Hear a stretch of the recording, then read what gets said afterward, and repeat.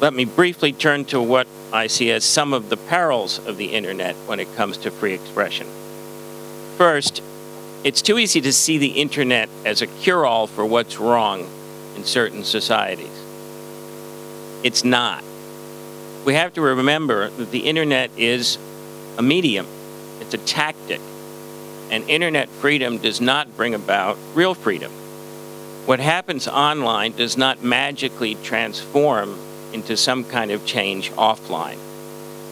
We have to resist, I think, what Evgeny Morozov, the Belarusian activist, has called techno-utopianism. And I apologize to the interpreters for that phrase. Second, content on the internet is really quite a mess. And it's what my boss, Eric Schmidt, has occasionally called a cesspool. Perhaps ungraciously, I might add. But the implications are important because just as easily as you can rally people to a good cause, you can also use the internet for bad purposes.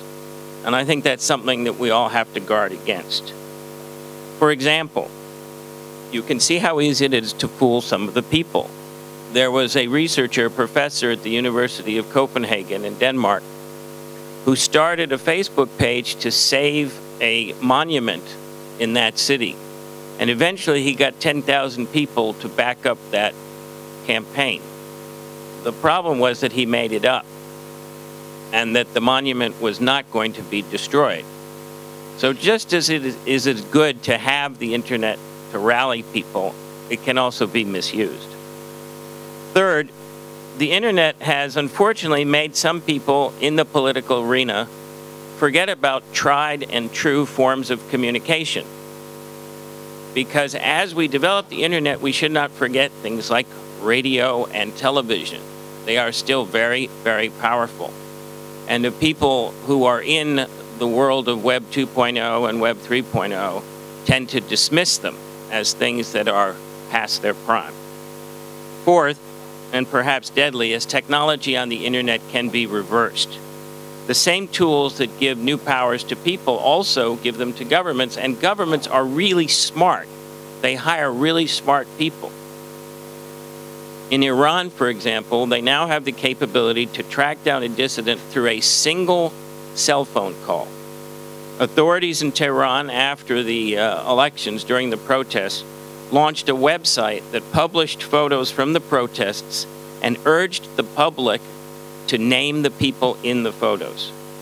And there are, of course, in China and elsewhere, consistent reports of governments introducing people into chat rooms in order to find out who is saying what.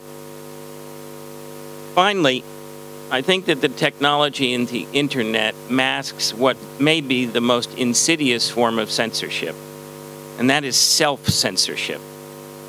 Now, I would never urge anyone to put themselves in harm's way, but I think it's incumbent upon all of us, no matter what kind of society we live in, be it the United States and Argentina or China, to question the strictures, the constraints that the government has put on us, the habits that we've learned, and to question whether or not our own self-expression is being limited in ways that we might not see from day to day.